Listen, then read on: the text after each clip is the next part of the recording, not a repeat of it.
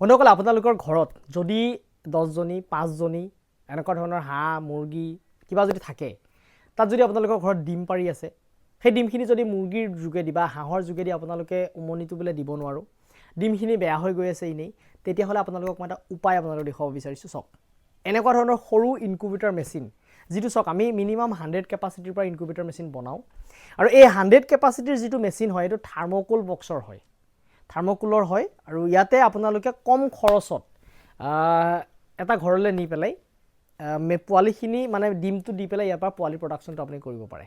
কিন্তু এটো নহয় যে মেচিন বুলি ভাবি যে আপোনাৰ 2-3 দিনতে পোৱালি ওলাব তেনেকুৱা ধৰণৰ কথা নহয় এজনী মুৰ্গী এজনী হাঁহক দিউতে যিমান সময় লাগে সেই সময়টো ঠিক এই মেচিনটোৰ দৰকাৰ হ'ব আৰু মিনিমাম 100 কেপাসিটিটো আমি সেমি অটোমেটিক মানে ইয়াৰ সেমি অটোমেটিক মানে ডিমটো আপুনি নিজৰ হাতেৰে লৰাব লাগিব কিন্তু আমি ফুললি অটোমেটিক যিখিনি হয় এখিনি সব ডিম সিমৰ পৰা ধৰি সকলোখিনি আপোনালোকৰ মেচিনৰ যোগেদি গুটেখিনি কাম চলি থাকে এতিয়া চক আমি এই 100 কেপাসিটি থাৰ্মোকোল বক্সৰ যেটো মেচিন এটো আসলতে অসমৰ মই গোলাঘাট ডিস্ট্ৰিক্টৰ পৰা যিকিখন ডিস্ট্ৰিক্টলৈকে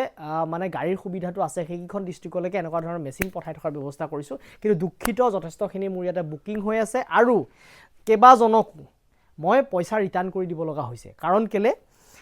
আপোনালোকক যদি মই সময়মতে দিব পৰা নাই তেখেত সকলৰ বেছি ইমাৰ্জেন্সি হৈ আছে মই সময়মতে দিব পৰা নাই গতিকে তেখেতে যেটো পইচা মোক এডভান্স হিচাপে দিছিলে সেই এডভান্স পইচাটো মই আকৌ তেখেতক ৰিটাৰ্ণ কৰি দিছো এনেকুৱা নহয় যে মোক কোনোবাই পইচা দিব কিবা কাৰণত মই বস্তু পঠাব নোৱাৰিলে সেই পইচাটো যে আমি আকৌ ঘূৰাই নিদিম তেনেকুৱা ধৰণৰ কথা নহয় সেই পইচাটো আমি আকৌ ৰিটাৰ্ণ যেনে ধৰণে দিছিল তেনে ধৰণে আমি আকৌ ৰিটাৰ্ণ কৰি দিয়াৰ ব্যৱস্থা আমাৰ আছে আৰু যি সকলক মই ৰিটাৰ্ণ কৰি দিছো তেখেত সকলে বেয়া নাপাব কাৰণ মই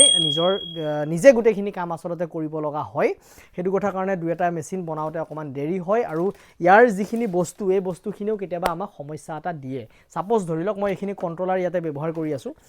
এই কন্ট্ৰোলাৰখিনি আমি ইয়াতে ব্যৱহাৰ কৰি আছো এটো 3001 মডেল হয় এটো হল আপোনাৰ 1209 কন্ট্ৰোলাৰ হয় আপোনালোকে এই বস্তুখিনি মাৰ্কেটত দেখা পালে একদম সেম দেখা পাব এই মাৰ্কেটখনত এনেকুৱা ধৰণৰ ভেৰাইটিজ মানে এনেকুৱা ধৰণৰ প্ৰডাক্ট আছে যিখিনি আপুনি ব্যৱহাৰ কৰিলে ইয়াৰ পৰা ভাল ৰিজাল্ট পোৱা নাযায় কেতিয়াবা আমাৰ কি হৈ যায় আমি নিজে ব্যৱহাৰ কৰি থাকিলে আমি প্ৰ্যাকটিক্যালি গম পাও যে কোনটো কেনেকুৱা একদম সেম আপোনালোকে ধৰিব নোৱাৰিব সেম বস্তু আহিব কিন্তু তাৰ পৰা সেটিংস কিবা এটা খেলিমেলি থাকিব বা বস্তুটো ভাল নাথাকে এনেকুৱা ধৰণৰ সমস্যা আমি পাও কেতিয়াবা আমি কি হয় আকৌ সেই বস্তুখিনি ৰিটাৰ্ণ কৰি দিব লগা হয় আকৌ নতুনকৈ আহে গতিকে এটা সময় আমাক দৰকাৰ হৈ যায় হেতু কথা কাৰণে কেতিয়াবা আমি সময়মতে কাৰোবাক ডেট অনুযায়ী দিব পৰা নাযায় কাৰণ এই বস্তুখিনিটো আমি নিজে নবনাও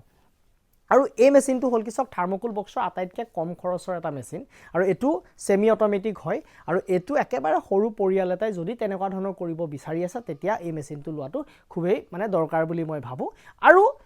এটা ঘৰত ইনভাৰ্টাৰ থকাটো খুবেই প্ৰয়োজন কাৰণ কেলে 24 ঘণ্টা আমাৰ কেতিয়াও কাৰেন্ট নাথাকে এই মেচিনটোৱে 2-3 ঘণ্টা লৈকে কাৰেন্ট নহলো ইমান চলি যায় কিন্তু যদি কোনোবা এটা দিনত আপোনালোকে গুটে ৰাতি কাৰেন্ট নাই কোনোবা এটা দিনত গুটে দিনটো কাৰেন্ট নাই তেতিয়া আপোনাৰ এই মেচিনটোৰ পৰা আপোনালোকে তাৰ ৰিজাল্ট ভালকে নাপাব পাৰে সেই কাৰণে ঘৰত এটা ইনভাৰ্টাৰ হোৱাটো খুবেই প্ৰয়োজন আৰু কেইটামান কথা আপোনালোকে এটা মন কৰিব লাগিব যদি আপোনালোকে সক এনেকুৱা ধৰণৰ মেচিন চলাম বুলি ভাবে তেলে কেইটামান বস্তু এটা ধৰি লওক আমি এনেকুৱা ধৰণৰ কন্ট্ৰোলাৰ এটা কন্ট্ৰোলাৰ আপোনালোকে নিজৰ ঘৰত এক্সট্ৰাকে ৰখাটো খুবেই প্ৰয়োজন কাৰণ কেলে এই মেচিনবোৰ 24 ঘণ্টা চলি থকা বস্তু হয় কিবা কাৰণত আপোনালোকৰ কোনোবা এটা মেচিন বেয়া হৈ যাব পাৰে বেয়া হলে ধৰি লওক এনেকুৱা ধৰণৰ আকৌ পটককে লগাই পেলাই আপোনালোকে মেচিনটো চালু কৰি ৰাখিব পাৰিব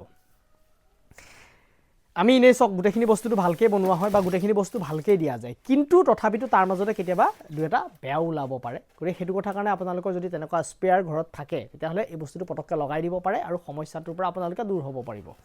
এই বস্তুটো আৰু এটা এটো ধৰিলে আপোনালোকে সকলোৱে চিনি পায় এটো আমাৰ ৰুম মানে টেম্পাৰেচাৰ মানে মেচিন হয়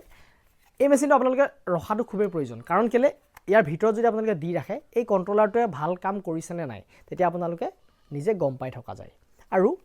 এটা গৰমৰ সিজন আপোনালোকে কি কৰিব পাৰে সক বহুত গৰমৰ জায়গাত মেচিনটো না ৰাখিব